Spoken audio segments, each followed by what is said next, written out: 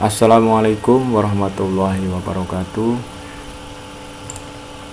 Pada kesempatan ini kita akan memulai belajar bekerja menggunakan aplikasi Microsoft Word. Sebelum kita memulai bekerja di aplikasi ini, ada beberapa hal yang perlu anak-anak pahami. Di sini sudah Bapak siapkan beberapa paragraf. Kita akan membacanya satu persatu untuk kita pahami maksudnya. Oke, kita mulai dari yang paling atas. Kalau disebutkan sekian karakter termasuk spasi dan sekian karakter tidak termasuk spasi, maka spasi termasuk dalam kelompok sebutan karakter. Nah, kesimpulan ini dapat diperkuat kebenarannya dengan melakukan percobaan. Ketika kita membuka aplikasi Microsoft Word tanpa mengetikkan spasi, maka pada saat menutup aplikasi tidak ada konfirmasi penyimpanan karena memang masih dianggap kosong. Tetapi jika sudah menekan spasi satu kali saja, maka ketika akan menutup aplikasi akan muncul konfirmasi penyimpanan. Nah, coba kita praktekkan dulu untuk memahami ini. Oke, misalnya kita buka Microsoft Word ya. Oke, ini masih kosong. Bapak belum mengetikkan apapun, termasuk mengetikkan spasi. Maka ketika ini kita tutup, maka tidak ada konfirmasi untuk menyimpan. Nah, coba kita tutup. Nah, itu. Beda halnya ketika kita sudah mengetikkan spasi. Bapak tekan spasi. Maka ketika kita akan menutup, akan muncul konfirmasi seperti ini. Itu artinya ini sudah dihitung ya, sudah dihitung ada sesuatu yang kita simpan di dalam dokumen ini, walaupun hanya sekedar spasi. Oke, kita tidak menyimpan. Itu yang dimaksud dari paragraf yang pertama ini. Oke, kita lanjutkan. Tetapi walaupun demikian, spasi tidak dapat dihitung sebagai kata ataupun paragraf, karena jika kita hanya menekan tombol enter sehingga berpindah baris sampai beberapa kali dan menekan tombol spasi beberapa kali di setiap barisnya, kemudian kita select beberapa baris tersebut, kemudian kita berikan penomoran, maka tidak akan terbentuk nomornya ya, numberingnya. Nah, yang terbentuk itu hanya nomor satu saja. Kita coba praktekkan dulu ya sampai batas ini. Bapak tekan spasi, enter, spasi, enter. Kita tekan spasi di setiap barisnya, kemudian kita enter lagi. Karena kita masih membahas spasi ya. Daerah yang sudah ada space ini ya, kita berikan penomoran. Nah, di sini penomoran. Maka yang terbentuk hanya nomor satu. Nah, kita lanjutkan dulu apa bacaannya ini. Jika dari posisi nomor 1 di enter untuk membentuk nomor 2, maka nomor 1 tersebut akan hilang dan jelas tidak akan terbentuk nomor 2. Kebenaran ini didukung dengan ketika membuka lembar baru belum diisi karakter apapun, jika diklik numbering pun akan langsung terbentuk nomor 1. Tetapi jika coba di enter, kejadiannya akan sama, yaitu nomor 1 hilang, nomor 2 pun tidak terbentuk. Kita coba lihat, tekan enter ini, Bapak tekan enter. Nah, maka nomor 1 akan hilang dan tidak akan terbentuk nomor 2. Oke, ini sama halnya ketika kita pertama membuka lembar kosong ya. Pertama membuka lembar kosong, kemudian langsung kita buat numberingnya. Tag. Nah, ini nomor 1. Sama. Jadi kita ketik spasi atau tidak di wilayah kosong ini, ketika kita tekan numbering dan muncul nomor satunya di sini. Membuat spasi di setiap baris yang kita enter tadi, kemudian kita berikan penomoran, pun hasilnya sama seperti ini. Ini kalau kita turun ke bawah dengan maksud untuk membuat penomoran nomor 2, maka tidak akan terbentuk nomor 2-nya. Nah, ya nomor satunya akan hilang saja. Begitu. Itu maksud dari penjelasan paragraf yang kedua ini ya. Oke, kita lanjutkan ke paragraf yang ini. Bapak bacakan, kata dapat terdiri dari satu karakter selain spasi. Jika hanya satu kata di awal, maka tidak memerlukan spasi. Tetapi jika menambah satu kata lagi, maka perlu satu spasi lagi. Begitu seterusnya. Tanda lain untuk sebutan kata adalah dapat diselect atau diblok ya dengan double klik. Oke. Nah, ini bisa kita coba. Nah, kita ketik huruf A misalnya. Itu karakter selain spasi, bisa karakter lain yang jelas yang bukan spasi. Ini satu kata, sudah disebut sebagai satu kata dalam Microsoft Word. Kemudian kita berikan spasi, kemudian kita buat satu lagi, maka ini akan dipisah oleh spasi.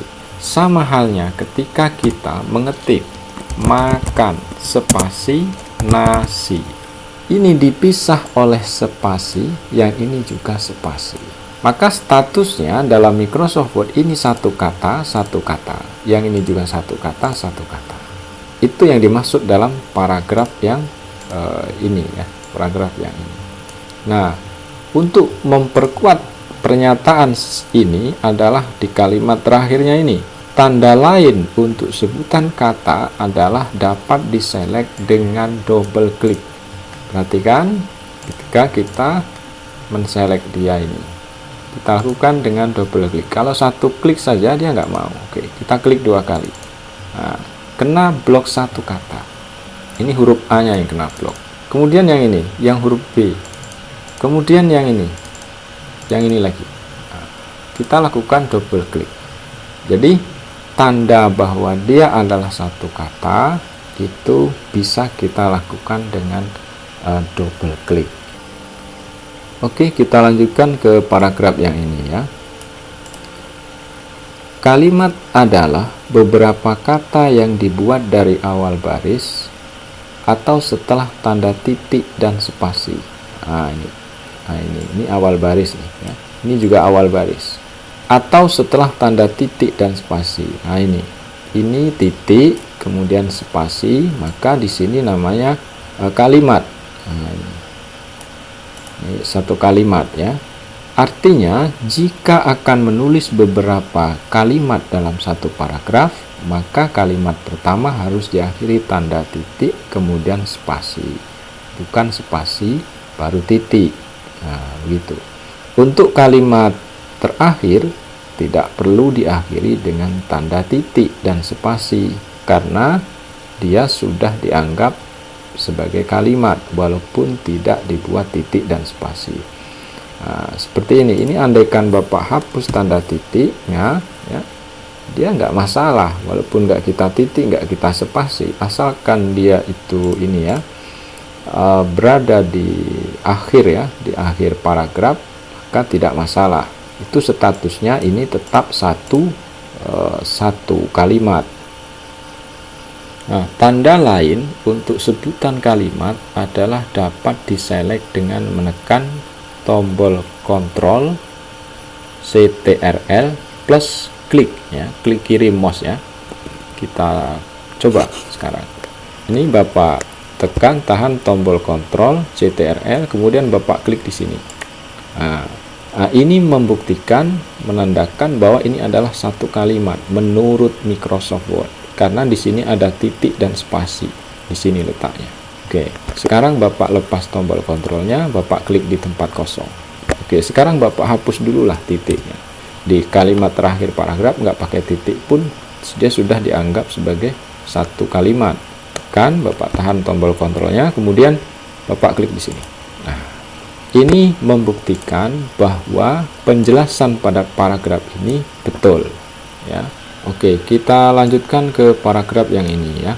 Paragraf dapat dibentuk minimal oleh satu karakter selain spasi.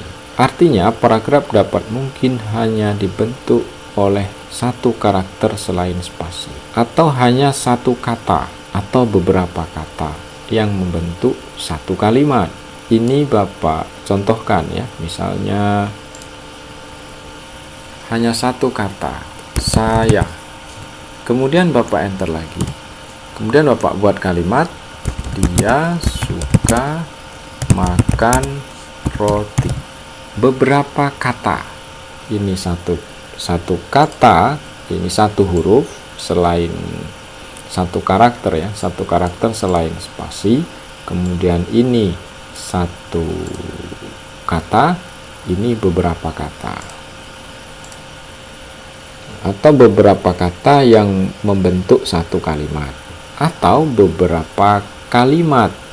Nah, kalau beberapa kalimat itu ya seperti ini contohnya. Oke, tanda lain disebut paragraf adalah dapat dilakukan select dengan triple klik jika lebih dari satu kata. Nah, itu syaratnya. Ini lebih dari satu kata. Ini ada beberapa kata, 1, 2, 3, 4. Nah, maka bisa diselect dengan triple klik. Nah, kalau yang ini adalah paragraf tapi isinya satu kata, jadi tidak perlu di triple klik. Untuk menselectnya hanya berlaku ketentuan kata ya. Nah, itulah maksud dari paragraf yang ini. Oke, untuk memperkuat apa yang dimaksudkan oleh paragraf ini, mari kita coba untuk memberikan penomoran dari ketiga paragraf yang Bapak maksudkan. Bapak select dulu, kemudian Bapak klik di sini untuk memberi nomor. Terbentuklah 1, 2, 3. Coba kita lihat paragraf yang terbentuk dari beberapa kalimat, bukan hanya sekedar satu huruf. Ini ada 3 paragraf. Apakah betul ini terdiri dari 3 paragraf? Kita klik di sini. Nah, dia hanya membentuk 3 nomor, sama dengan satu huruf di sini.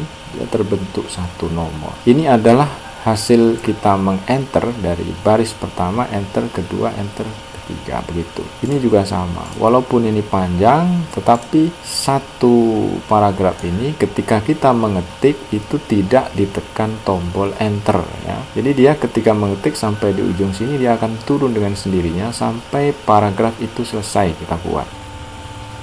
Oke, demikianlah materi kita pada kesempatan kali ini.